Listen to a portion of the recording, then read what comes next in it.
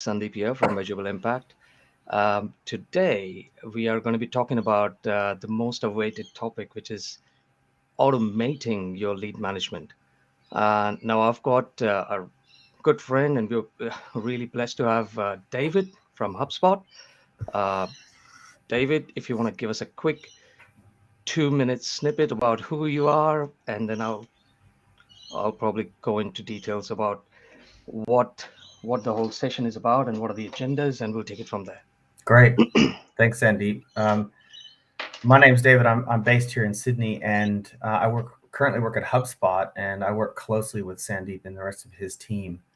I have a long history in technology sales, and part of that has been in sales operations. Part of that has been in sales management, breaking into new markets around the world, in Australia, New Zealand, and building businesses from the ground up in between there. So I have a lot of experience in this space, from being somebody who's designed lead management systems to somebody who's used them to now currently working at HubSpot. So Yeah, and one of the key reasons as well is from an operational standpoint, David. I mean, like that's where the significant portion of your experience comes in. So managing leads, how are we measuring performances, how they get passed on and handover. So measurable impact being a tech B2B marketing agency, we work with a lot of tech space, like companies that are literally from startup mode until they are 100, 200 size organizations, and they all go through a different journeys and different kinds of, I guess, algorithms on how they configure their teams, right? So a lot of times you would have really good campaigns and they're going through various phases of their journey, but then no matter how sexy they are, if the leads are not taken from one place and handed over to the right person in the right time, uh, there could be major screw ups there. And David, since you come back from that particular background, I think it's great to have you on the call today, and maybe we'll talk about a few anecdotal experiences and some stories, and we'll take it from there. great. So, thank you for being on the call. Happy to be here. So, to begin with, one of the key things that we really wanted to talk about, there's going to be three phases. So, the first stage is we're going to talk a little bit about what are you know, the usual suspects. What are the key pitfalls that you see when it comes to lead management overall or automating them? Yep. Um, Maybe then we will then probably talk a little bit about what could be then the best practices, right? What are some of the things that we can easily see, conquer, and move on, or there are certain things that you can try and avoid as we go through them. And finally, David, if we have time left, we'll probably go through some very small demo of how the tool and HubSpot could actually help us and some of our clients who are already using HubSpot, uh, in not just in terms of lead management overall automating, but lead scoring, or we can talk about sequencing, or even anything to do with workflows. Cool. Great. Let's get going. Fantastic. Fantastic. All right. So to begin with, I'm just going to try moving my slides. There you go.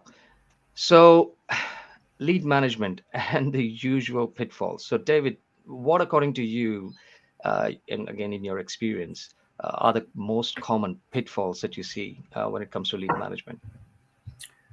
Good question. So, um, a week or so ago, when you and your team and I started discussing lead management and the pitfalls, I've done a lot of thinking since then on my experiences in different companies, being either carrying a bag, being a salesperson, or being a sales manager and trying to motivate sales teams, or being in sales operations and devising systems that would be most the easiest to use. I narrowed it down to three different kind of pitfalls, and I'll talk about each one in a bit of depth. And then Sandeep, you can interject wherever you Absolutely, have no problem. a good anecdote. The first is uh, not placing any priority on individual leads. The second Mm. is no SLAs or service level agreements, meaning you're not tracking your salespeople on how effective they are in responding to leads. And the third is disparate systems, or your tech stack is from a bunch of different vendors, or worse, an Excel spreadsheet. So those are the three. Let me kind of run through them in order. So the first is no priority placed on individual leads, and the sales team often must waste time sorting through invaluable leads. So the marketing teams in organizations spend a lot of money to uncover leads and turn those anonymous leads into prospects, right?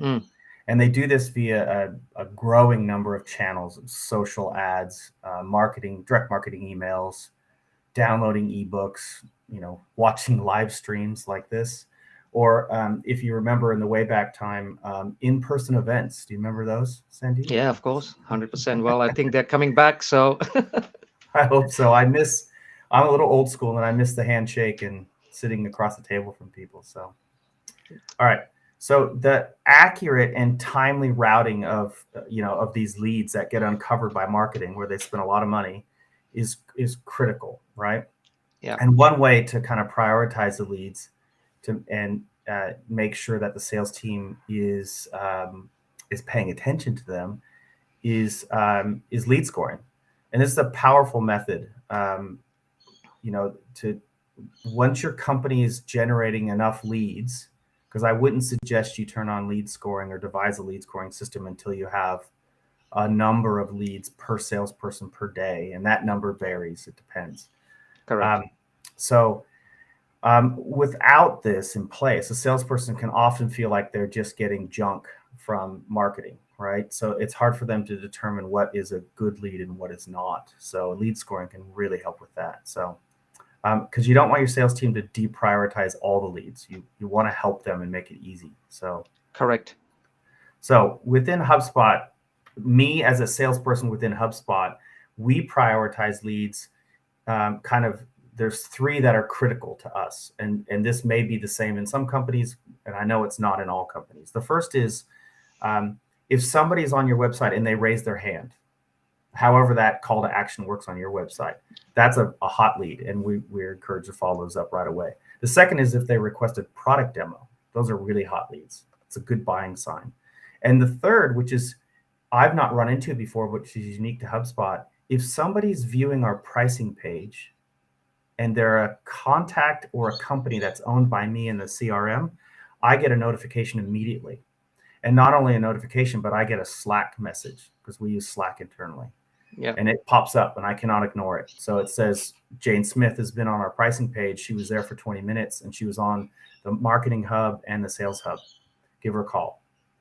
So those are the highest priority leads that we use internally, but it's different in every company, right? So Yeah. Providing that priority is invaluable, I think. So that was the first one. Anything you I want to mean, add, Sandeep? I mean, look, the most interesting thing that you just mentioned there is like, in tech B2B, I mean, I'm just giving an industry vertical that we really play on, right? So in that particular vertical, the most important part is the deal sizes are huge, right? We are talking about north of 100K deals sometimes.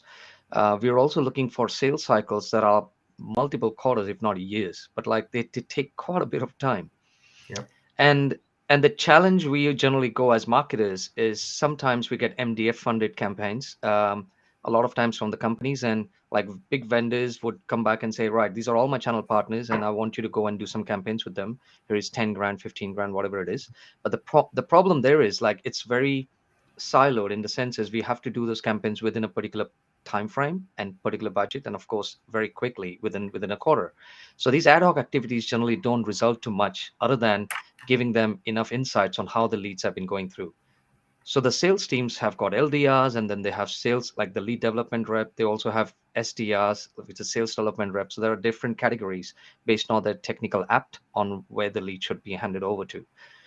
So what you just mentioned is absolutely spot on. Like once they start seeing the hand raises or whatnot from the website, uh, there has to be a mechanism in place that easily starts notifying, and they cannot drop it from there. Like there has to be some level of transparency on how people are able to see, or sales reps are able to see the lead, and you can clearly identify this lead has not moved from here, and this was the place where it got stuck, right? So Yep. that's quite evident in a lot of things that we're doing. But hey, I think it has to be done at an organizational level. Agreed. Okay, now moving on. Number two is no SLAs in place to track the activities of the sales team once they receive a lead. So SLA is a service level agreement. So whatever that is in your company. So Yeah. I've used this a couple different times. Having one or more SLA in place to set expectations with your sales team, and I find it's highly effective. If an individual salesperson doesn't know the trouble or the effort and the cost of uncovering a lead by marketing, and they don't place much value on that, they won't place much value on that. But if you put a system in place where they know they're being tracked on how quick they're following up, you can measure that, and then you can that creates teachable moments, as I call it. So, I mean, the research is clear that to convert a prospect to a customer, that increases dramatically if you call them immediately. So ideally, while they're still on your website, and that's the hottest lead. Somebody's on your pricing page and you call them up because you know who they are. They've been on your pages before. They've filled out a form before. They have given you their phone number, right? Yeah. So Yeah. to follow that up immediately is golden. In HubSpot, we have a rule within my group is that we have to follow up our MQLs or QLs or whatever you want to call them by 10 a.m. each day. So we have that cadence. My management knows that they're non-negotiable to us is by 10 a.m. we need to clear out, have followed up one way or another with the leads. So sometimes you don't have phone numbers, so it has to be an email. But if at all possible, pick up the phone and call them immediately, right? So I would have had success in the past setting up reporting to track the average callback times by rep. And you can gamify this. You can and give out rewards. I wouldn't suggest adding it to their comp plan, but you can certainly hand out monthly rewards or quarterly rewards of gift certificates or whatever you do in your company, because somebody has been the quickest to respond on their leads on average. And this is all trackable, right? So I find that has been very successful in the past. So that's the second kind of setting up some SLAs and expectations with your sales team. That's fantastic. Music to my ears. And we've said this a lot of times. Like we probably say like 10 a.m. rule is pretty cool. I think we should apply this in our campaigns. But we try to generally say within 24 hours, you need to follow up the lead that you get, no matter what stage it is, right?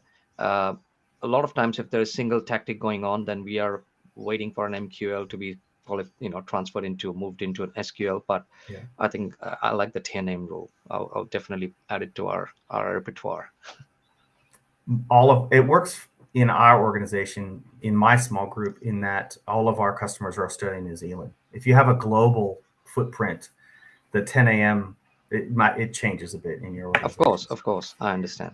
Okay, so that's the two, the three. The third pitfall I wanted to talk about is disparate systems, and that they're cobbled together across multiple tools. And I traditionally I see kind of three paths that companies have taken in regards to lead management. The first is, and which most companies start with, is that they've built their own over time. So they've added pieces as growth is dictated, and different tech stacks, right? Different pieces, right? They started off with an Excel spreadsheet, and then they grew, and then they bought maybe a basic CRM, and then they bought something like MailChimp, for instance, to do some outbound email marketing, and these pieces, try to make them fit together. And then a second path that companies have taken, they've gone with a vendor who has put a solution together by acquisition.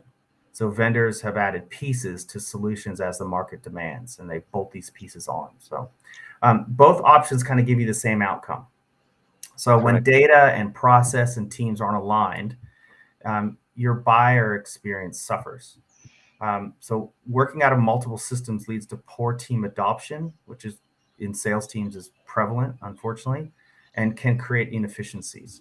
And when the market changes quickly, like we've seen in the last couple of years, our lives have changed dramatically. It becomes very difficult and expensive often to adapt and pivot with, the first two kind of, paths that companies have taken.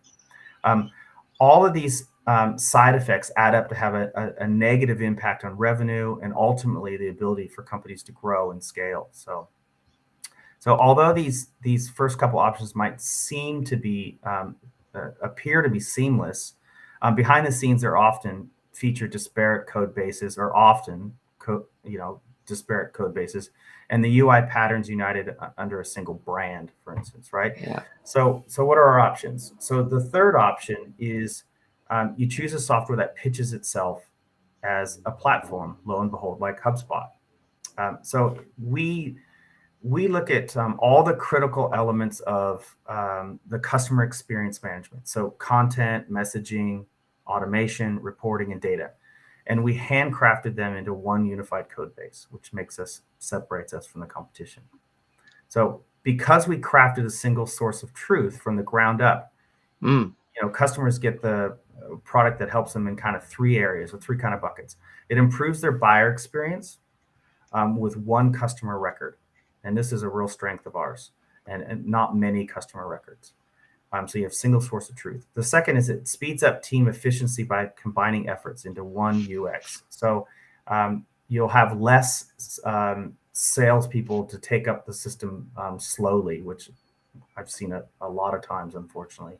And the third, which is probably the most effective, is it helps you reduce your TCO by taking a strategic approach to consolidation of your tech stack, right? Yeah. To have a single vendor. So that's the third of my the way I see the usual pitfalls in this space. I think this is the most important one, because a lot of times we had seen, and including us, right, and at Measurable Impact, we had spreadsheets, and then we invested in CRM, then we invested in a marketing email marketing system, then we invested in an advertising, and then Hootsuite, and if you start putting them all together, the cost was probably more, and the effort in trying to manage so many different players is just ridiculous. It just gets too messy, and hence we started, since we've onboarded ourselves, people don't realize that we don't get free software. We exactly pay the same amount of money that any of our clients pay. Yeah. But the whole idea is we understand the reasons behind how smooth that process should be, the transition between the data, because data still has to be at the center of it. Only then your customer experience goes two folds, three folds up. So absolutely spot on. So if these are the three key pitfalls, maybe then what we could do this is we can then talk about what are probably some of the best practices that we can look at. I'll just see if I can bring that up here, because I've been thinking about that in the last week or so since we talked about doing this presentation. I kind of boiled it down into 5 different areas that I'll cover pretty quickly. So the first is make lead management as easy as you can for your sales team, right? So use a dedicated tool, automate as many processes as you can, make sure all the data that gets into the system is standardized, because you don't want things coming in with, in different way. Different ways is fine, but it needs to come in, all the data needs to be standardized, right? Yeah. So how do you do this? You choose a platform that has not been cobbled together, which I talked about earlier.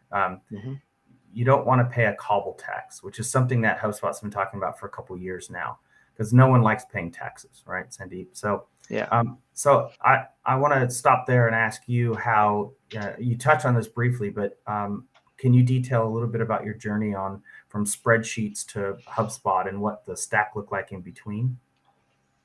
Yeah, I mean, there was a time when I think we used a very, like CRM. I mean, when you're starting as a new startup, you want to save as much as money as you possibly can, Sure. because you're trying to make sure that you want to have this this uplift into your in your journey, not just as a company, but also how you're serving your clients. So you're still in that process of figuring out which tools are the best for you. So we had some CRM. I think we had Zoho CRM to begin with. It was good. But again, the email marketing system we were using was, I think, MailChimp, just to drive people. Every fortnightly, we would have an email campaign going out. But the database was initially where we wanted to know what's happening with our data, how is it growing, what sort of clients are coming in, who is visiting, what are they looking at, what sort of transition is going through their heads, which pages are they looking through, which is very similar to what you just mentioned earlier, that if someone is on the pricing page, are we taking any actions here, right? There's no point just building content after content and creative campaigns, but if there's no process to determine who's doing what, which totally changes. So we were also using Hootsuite for our social campaigns. Then we were using, I think, just our regular each channel. Let's say at that time we had invested in obviously LinkedIn ads were going out. We were also using something like a Stack Adapt, which is what we like to use for doing anything other than our typical social channels. So it is quite a flurry of of tools that are coming out, and we were expecting, like, we would probably spend more time managing those tools and getting the data out, until we moved to HubSpot, where we started to see, okay, great, there is one stop shop. As soon as I go in, there is a dashboard that gives me a quick feel of exactly what's been happening for the last 1 week, 2 weeks, 1 month, whatever, Yeah. and gives me a significant reporting structure to what to do next. So it was quite a game changer for us. Great. Perfect. Thanks for that. All right. Number two is find a way to enrich your data automatically in the backend with some sort of tool. We use ZoomInfo here at HubSpot, and specifically, with ZoomInfo, I can, if I'm putting together a target account list, for instance, I can target by revenue, by company size, geography, but one that I find is really useful is they use a web presence ranking from Alexa, which is a Google product.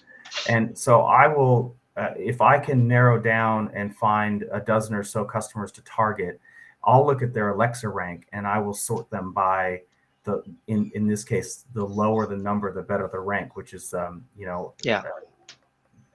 how they, more or less the traffic to the site, I guess is how. So we use that a lot internally, and that ZoomInfo enriches our database in the back end automatically. It's a service we pay for, right? So I would just suggest you find some way to continually be scrubbing and enriching your data. That's the second best practice. And we are a ZoomInfo partner as well. So so we know how important data enrichment is. So Yeah. it's important for us to continuously plug, and even for our clients, we don't want to just come up with a plethora of contact just to go, and it has to be highly targeted, in fact hyper personalized, as much as possible. And we are also starting to use their intent signals. So the more intent data we get, we are able to figure out what kind of accounts are in market looking for a solution or researching about your solution. And then we help them with site tagging as well, which obviously is, HubSpot can provide as well for individual cases. You can start figuring out, not only are these guys keen, but they're also coming onto your website and checking you guys out. So why aren't they on your sales plan, right? So it becomes a highly simplified process. And in tech B2B, this is it. Like, if we are able to enable this process day in and day out, um, I think the lead gen or the demand gen is the most obvious of product, right? We don't have to do demand gen automatically happens when you have the right processes. And that's what I've been battling out with every company that I go to. I'm not a demand gen company. A demand gen automatically happens when you have the right tools and processes in place. Yeah. Good. Okay. The third best practice, I suggest you segment your leads. And make sure they get to the right people or queues, depending on how you have things set up. And when they arrive, make sure that has the most relevant information still attributed to it. So, for instance, did the lead come from, did 1,000 leads get, let's say 100 leads get dumped into your system because it was an attendees list from a trade show? Well, you probably don't want to go call all that list. So you might give those a lower priority, right? And so your call to action on that lead might be a lower priority than if somebody raised their hand, requested a demo, or was on your pricing page, for instance, right? So segmenting your leads, on its way to the sales team is also a best practice number 3 on the list. Spot on. I have nothing to add there. Okay. The fourth is lead scoring, and this is one of my favorites. But if you can set up a lead scoring system that automatically assigns negative and positive scores to actions to a lead using rules that suit your company. So and every company will have a very different set of lead scoring. I've been involved in a couple companies from writing these from scratch and fine tuning them, of course, but. So for instance, I'll give you a couple examples. Somebody downloads an ebook from your website that might get 2 points, or they unsubscribe from a newsletter that might get -3 points, because negative scores are just as telling as a positive score, right? So Absolutely. my advice would be, don't overcomplicate it. So keep the scores simple, like a 1 to 5 or a 1 to 10 even. I've been involved in my last company. I worked for an ed tech vendor, and we had a system between 0 and 100. And so because there were a lot of steps, and I think that was a little complicated, too complicated for how big of an organization we were at the time. So, and keep in mind, as I said, the lead scoring will be very different for every company. So some companies will have prioritized different things, of course. So, okay, so once the threshold is met, so let's say if you have a 1 to 10 system, once the lead scores an 8, it needs to be moved immediately to the relevant salesperson. So MQL or whatever you call it within your organization. This enables your sales team to instantly identify the sales ready leads, right? And they'll know how they got to 8 because it'll show in your system. They can just simply look and see how the lead scored up to an 8, 9, or 10, or whatever the system that you're using is, right? So in my organization, I've tailored the notifications, as have all the salespeople. So if I get a lead that came from a trade show or something that's not a high priority, it doesn't, for instance, pop up and give me a Slack message or an email. I might get an email, but not a Slack message. So I can tailor, and I highly suggest you find a way to notify the sales team of the highest priority leads. So, all right, that's number 4. That's lead scoring. Anything to add, Sandeep? No. Again, spot on. Something that we've always discussed and especially with this director of sales. Generally, when we speak to about what would be the end result of any campaigns that we run, lead management. This is some of the key things that we talk to them about. Great. Okay, so the last one is find a way to nurture your leads automatically using sequences or workflows. But in this case, in our vernacular from HubSpot, we'll talk about sequences. What I find as a salesperson, I can dump contacts into sequences that I've created. And what that does is it frees up space in my mind. I don't have to think about it. And the best example is when I was worked for a company where I was trying to break into a new market. So we didn't have an install base. No. We didn't have case studies and friendly customers. So everything, I was juggling thousands of contacts. And so when I would get somebody would respond to some of my outbound marketing and go to our website, I would dump them into, say, a drip feed sequence that I had created, which did something in 3 days, and then did something in 9 days, and did something in 18 days. And then if they responded, then they got taken out of the sequence automatically. Or if I did make contact with somebody and they said, thanks for the information, but it's not the right time, I might put them into another sequence that says, not the right time to buy sequence. And I may contact them in 3 months or 6 months or 9 months and probe them again to see if that is the right time. So those are kind of quick examples of sequences that I've used to free up space in my mind, to not worry, just to have the system automatically be trying to stay front of mind from these contacts before they obviously become MQLs, right? For instance. So I think that's the 5 best practices. I think this is a good spot to kind of transition, Sandeep, into you showing, bringing up your portal and showing some real live examples. Yeah, I think that's a good idea, because let's just jump right into it. And I know there are people who have joined our our live stream where some of them are already HubSpot users, and this would be really good. Let me just see if I can transition into a different slide. Give me one sec. Um, um,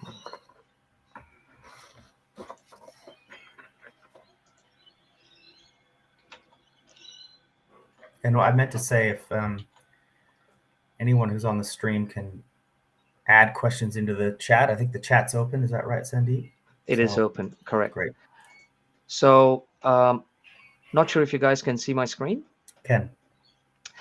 So, based on what David was mentioning earlier about lead scoring, and this is quite a great process, I guess, and especially when you're getting new contacts coming in, and even your existing contacts, which are in your in your database, and you want to track how they're doing and how they're progressing on with your business. So, just to give an example, there are two ways we can sort of give them positive and negative connotations in terms of ranking or numbers, if you may. So earlier we were just trying to do some, let's say, for example, from a positive standpoint, if you want to give a positive score, I want to give someone a 5 score, and if the action should be, if the contact property has got their full name and we also have their valid business email, and it says it's known, for example, that could be one of the filters. And we also have their mobile number, for example. So if there is a mobile phone number, I want to make sure that, and it's known. Um, so I've got two key parameters or properties that I've added, and I've given them a scoring of 5. So I know that this lead, whoever within my database have got these two key properties and they're known, they will have a minimum score of 5. Now, like David mentioned, if they also came into my website for a particular page, we can start adding certain point systems up to 100. And then you go back and say, right, which are my contacts who are 85 plus or 90 plus, and what have we done with them over the last 1 week or 2 weeks or whatever the time frame is. So it just becomes a very easy way to have your 10 a.m. exercise. Like David was mentioning, every 10 a.m. they want to clear out their any backlog of calls or conversations that they should have had with any clients. Becomes a really perfect and creative process for your team to go through. Um, we could do something similar with a negative scoring, like David mentioned. For example, I want to give a -20 for anyone, let's say for contact properties who have unsubscribed from all emails. And if it's equal to true, I'm going to apply that as filter. So if anyone who is unsubscribed, I'm just going to go and start saying, geez, a lot of clients dropped off last week because maybe our email was not good or whatever that reason is. We should probably change the tone of message. But what happened, at least you're able to get a report on them and able to find out how you're tracking. You're getting straight feedback on every campaign and tactics that go to market. And one point I'll add is that there should be many paths for a lead to get to the threshold score, right? So without complicating it too much, but you may pick 2 or 3 things that automatically move a contact from 0 to your threshold just with one action. And that may be they want to see a demo, for instance, right?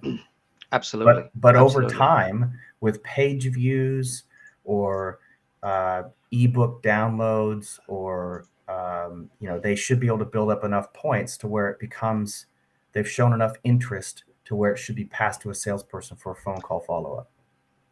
That is absolutely correct. And there is plethora of such properties already being preloaded in HubSpot, which just sometimes you don't even think of certain ways to track things, and you'll actually get more ideas if you look through all the property, the schedule that's in HubSpot. So which quite handy. So that was from a lead scoring perspective. I'm just gonna, before I go and show something else, and by the way, it's just updated this. And for once I go back into the contact, it's just gonna stop. I'm just using a demo account, so there's no contacts in this, but just to give you an idea. I don't know if our Brian has got some scorings yet. No, so he just hasn't given us our email at his email yet. Um, Let me just go back. I'm on. I'll switch my screens to see if there is any questions. Okay, there is a question from Amagan, who wants to know: can HubSpot automatically prioritize leads? Yes. So that has just come through. Should we tackle this question before Yeah, we move to? I'm happy to. Built into the tool is HubSpot uses predictive machine learning algorithms. Make sure I got that right in my head. Um, and so what that does is in the background, it'll analyze your customers and your industry customer sets to determine the probability that a contact is going to move from an anonymous to a prospect and then to a customer within 90 days. Okay, you need to have a minimum of 100 contacts in your database for this to work in the background. But what the system does is it comes up with two metrics, I guess. The first is likelihood to close. So the probability, a percentage of probability of a contact closing within 90 days. And the way it does it is if you are ever interested in data science or how the difference between white box models and black box models, there's a bunch of information out there on our website that's really interesting to me, but it may not be to you.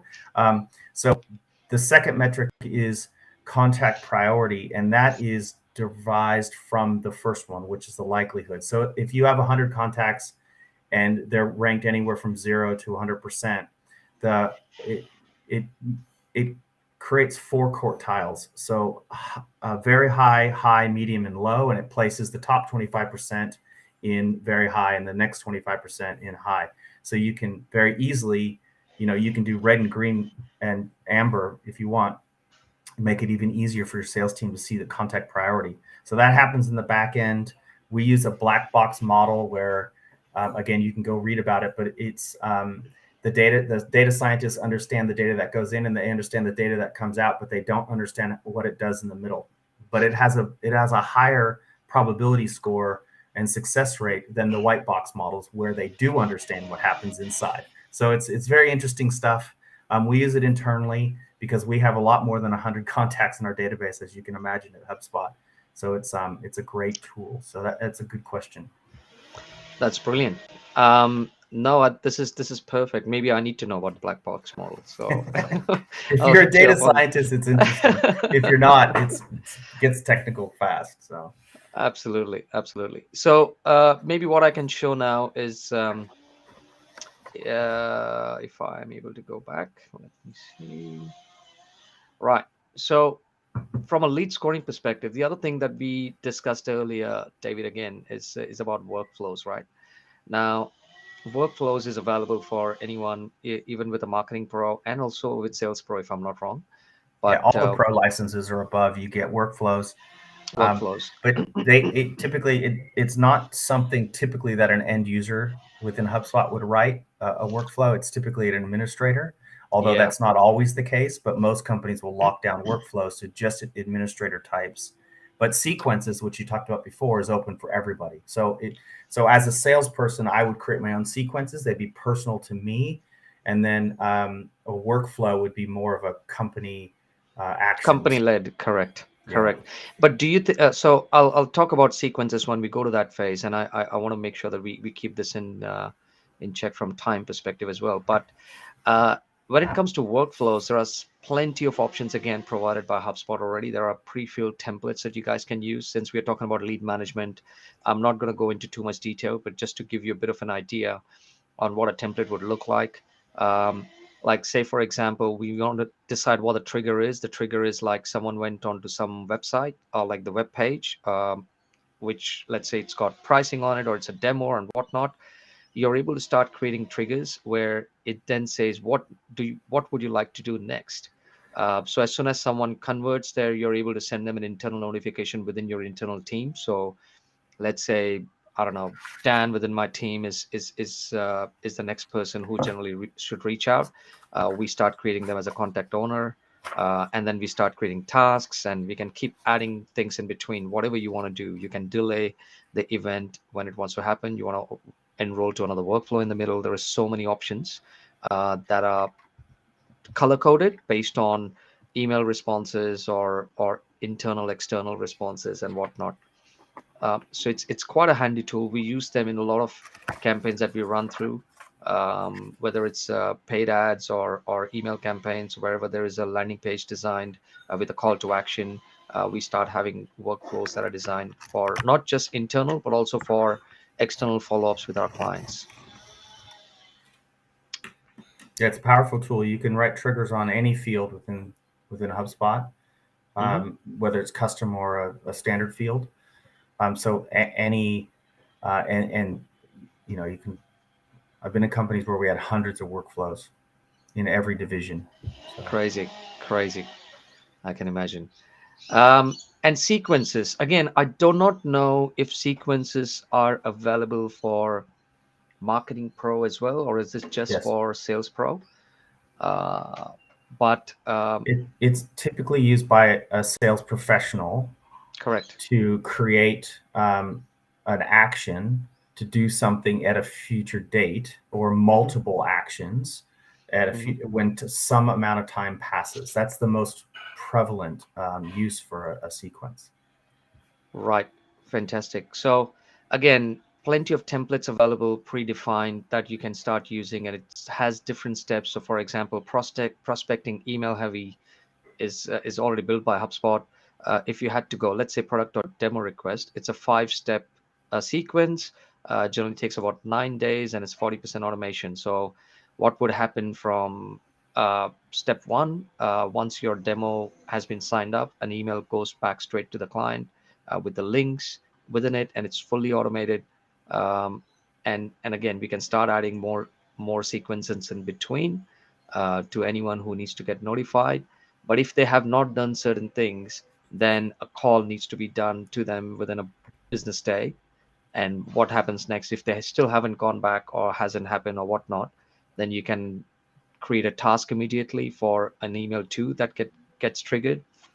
And again, we can automate a response within three working business days to say, hey, you know what? I haven't heard back from you. Are you still keen to do this demo? Let's have a chat, and then maybe someone could call them up and all that.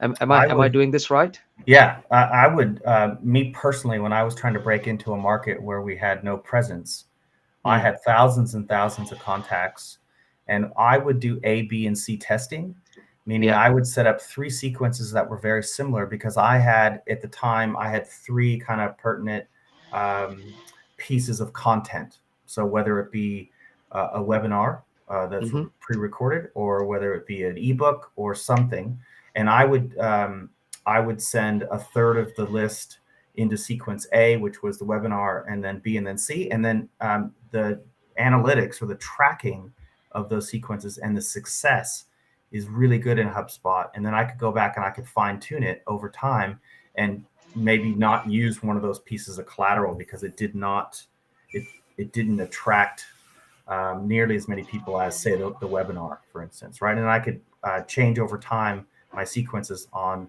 the success rate that they had. And Incredible. importantly, Sandeep, I didn't have to wait for someone from marketing to do that.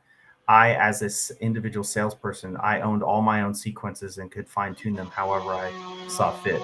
Or marketing can create sequences for me and drop them in and suggest I use them for follow up for an event or whatever. So it can be done either way. And that's the whole power, right? Like the power is when you are able to get the right people aligned and they have the power to actually create their customized way of doing things based on how they want to do it, I guess. So uh, when you are able to be that particular and give that autonomy to everyone within the business, of course, within the workflow, so that everyone is doing the same thing. But ultimately, the each stages of the journey for the clients, right from the time when they first interact with you until they sign a piece of paper, they have gone through certain designated stages, right? And the right amount of people have got involved, whether at the product demo level, it's a subject matter expert who's going to be speaking to it, as opposed to an LDR who is just trying to uncover an opportunity. So it's perfect. It's perfect. Great. Now, you and I could talk about this all day, but I definitely think we've Great. gone over time. Geez, well, where's 15 minutes in an hour, right? So, no, I really appreciate it, David. I know that we've gone through quite a few questions, and the whole aspect of this exercise is to try to get people and especially clients who have been thinking about HubSpot or even trying to get the right kind of tools within their place. Lead management becomes a very close knit territory for everyone, whether it's marketing, whether it's sales, whether it's operations. And if you're able to create that in a cohesive unit, it just works like magic. So um, thank you again for jumping on the call at such a short notice. I know we've been chatting about this, but ultimately, when we do this for a living, it's a different way to explain, and hence 15 minutes has no boundaries. So, I was um, happy to be here. Happy to provide my insight. It's been a good exercise for me to kind of think back on how I've set up these systems in the past. thank you. So, anyone who is keen online still, I'm not able to see every one of you because we are streaming live on YouTube, on Facebook, on LinkedIn, on Twitter. We're going everywhere. If you have any questions, you know where to find me. Just ping me on my LinkedIn or PM me or email me or call me. And happy to sit down and go through any detailed level of questions. And I'll definitely get rope in David if needed. So for now, we'll close this segment and we'll wait for the next one, probably about something else on HubSpot. So thanks, David, Thanks, and Sandeep. we'll talk to you all shortly. See Have a ya. great day.